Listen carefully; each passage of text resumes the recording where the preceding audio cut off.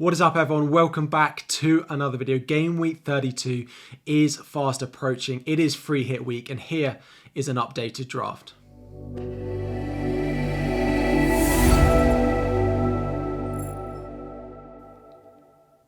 Welcome back to another video, everyone. FPL Harry here, and today we are having a look at a Game Week 32 free hit draft. We're going to be looking at where my draft is now that the Liverpool Leeds game is out of the way. There have been some changes to my draft. I'm going to take you through it. Plus, we're going to talk about a few differentials afterwards as well. One of the big questions I'm getting is what differentials can we pick? Everyone's free hit drafts look the same. And when I go through my draft, you might think it looks quite similar. It looks quite template. So I am going to take you through 4 differentials at the end. Some of them might be in the draft, but 4 differentials in a little bit more detail that I think could be really good if you are playing your free hit this week. So before we dive in, of course, we're going to try and hit 1,000 likes on the video. To all the new subscribers, welcome to the channel as well.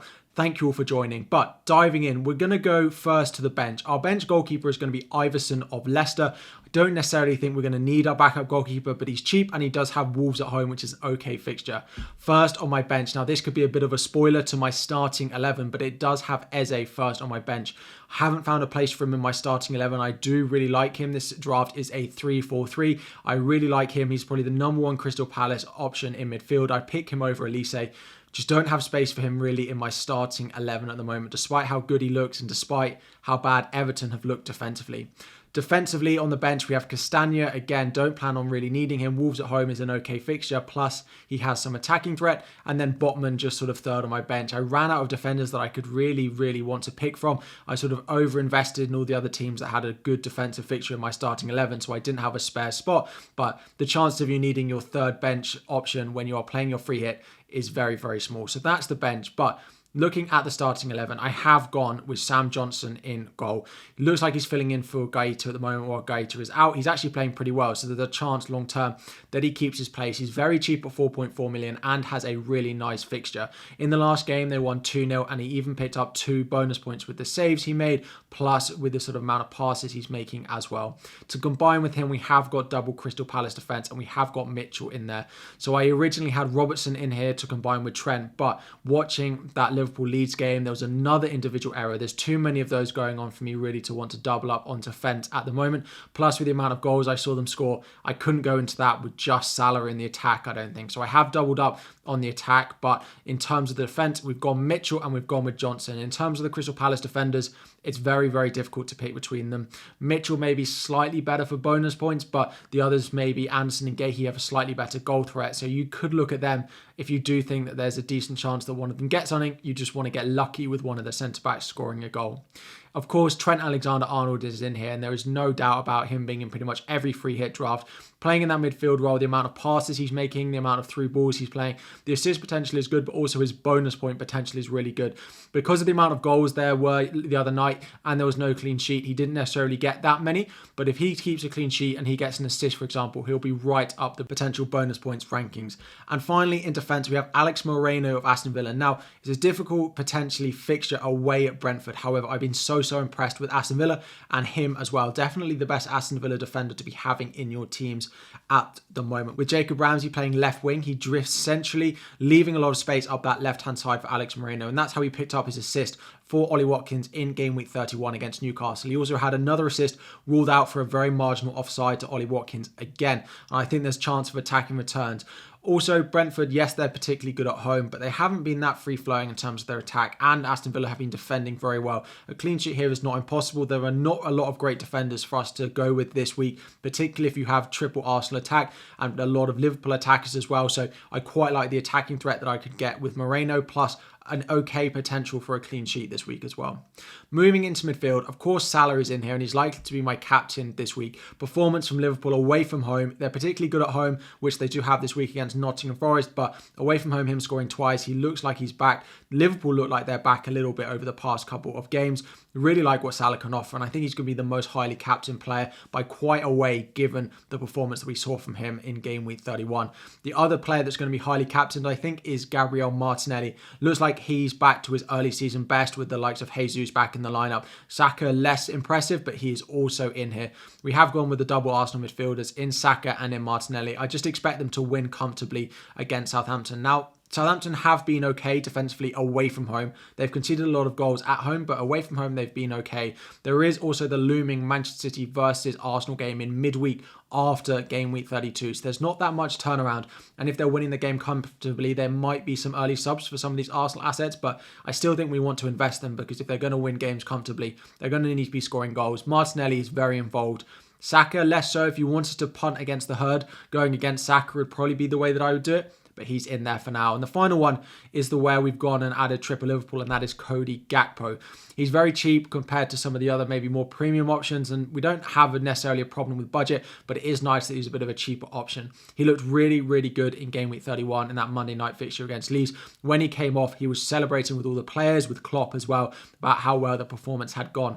Centrally, it only really feels like it's him versus Roberto Firmino for that central role. I don't necessarily think Luis Diaz is going to be ready to start. Jota versus Darwin competing for that left-hand side. Yes, one of them could play centrally and one of them out wide, but I think with the sub that came, I think Gakpo should be starting this one. And I think double up on the attack is the way to go with the amount of goals that they could potentially score.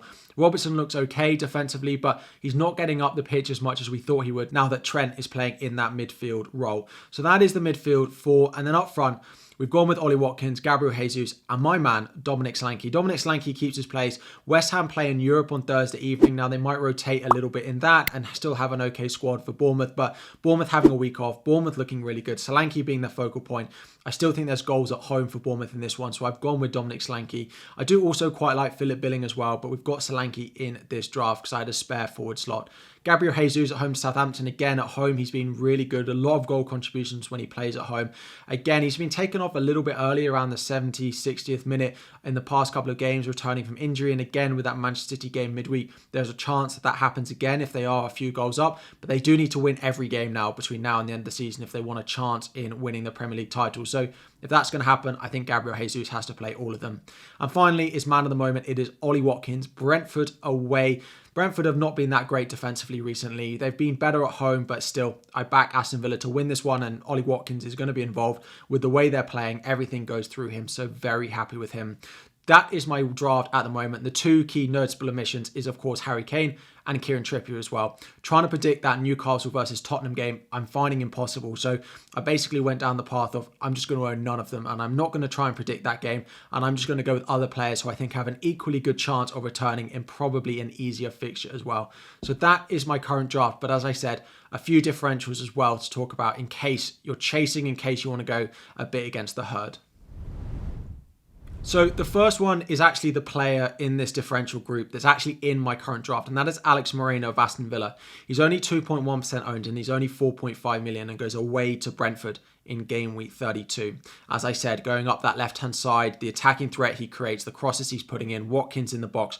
I think there's an okay chance he continues that attacking threat. Plus, Tony and Brentford have not been that great in terms of their attacking form. It's very inconsistent recently.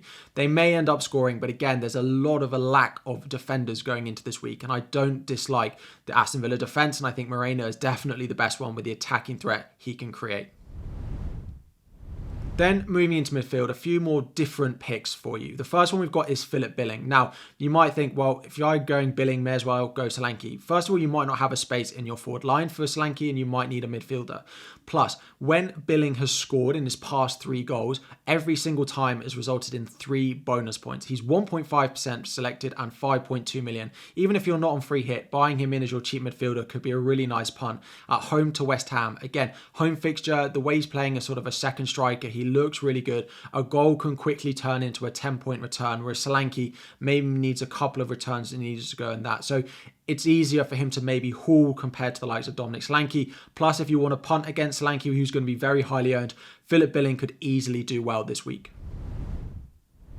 Number 3 is another midfielder, and that is Jack Harrison of Leeds. Leeds need some results badly. They are fighting and they are quickly dropping into that relegation zone, and they are very much in that relegation scrap. an away fixture against Fulham, who looked good against Everton, but generally have been pretty mixed without Mitrovic. They look like one of those teams that don't have that much to play for in the remainder of the season. And Jack Harrison is a player with a little bit of form. Didn't get anything in game week 31. Of course, they did have Liverpool. You could also punt at Rodrigo, who also looks really good in your midfield. A couple of those Leeds midfielders, I think one of them might end up doing well. Whether it's Harrison, whether it's Rodrigo, both are big differentials. Just 2.8% selected for him. A really nice differential, and I think, again, could do really well with the fixture that he's got.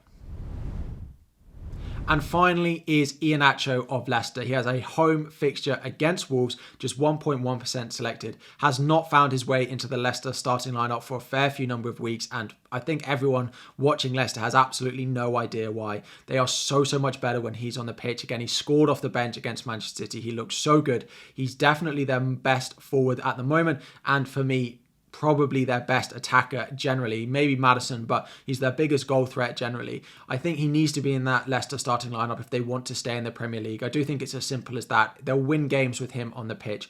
You do run the bit of a risk that he doesn't get into the starting 11, but after the performance off the bench against Manchester City, I think the new manager, Dean Smith, might just give him the chance, and he could be a massive differential. There are a lot of forwards that we want this week, but it is a really nice fixture, and I think he could do really well. So this is my free hit, plus we spoke through 4 differentials, one of which is in my draft in Alex Moreno in my defence. Let me know what you think about this draft. Let me know if there's anything you change. Have you gone off double Liverpool defence? Have you gone onto double Liverpool attack? And which attacker have you gone with? Is it Gakpo? Is it Jota? Is it Darwin? Also, let me know how you got on in the final score of game week 31. What was your overall rank? What points did you get as well? Thank you so much for watching. We'll be back with a team selection video probably tomorrow, so stay tuned for that. Like if you have not already. 1,000 likes is the aim. Subscribe if you are new around here as well. Videos 3 times a week, plus a long deadline stream to help you all out with all of your questions as well. Thank you all so much for watching. Like and subscribe before you go, and I'll be back again very soon.